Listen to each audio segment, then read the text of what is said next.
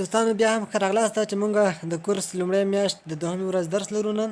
د درس په دې برخه کې مونږ د ګرامر ته راځو.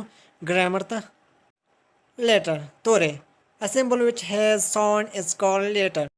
تورې یوه نښه چې اواز ولري تورې بلل کیږي. example A B C D یا الف B T.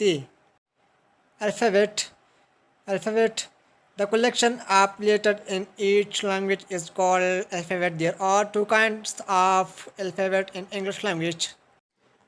Alphabet या alphabet the collection of letters in each language is called alphabet. There are two kinds of alphabet in English language. Capital letters या غټ توري. These letters also called uppercase letters. وای دی تورو ته همدارنګه لوی توري ویل کېږي. small letters یا وړ توري. these letters called lowercase letters.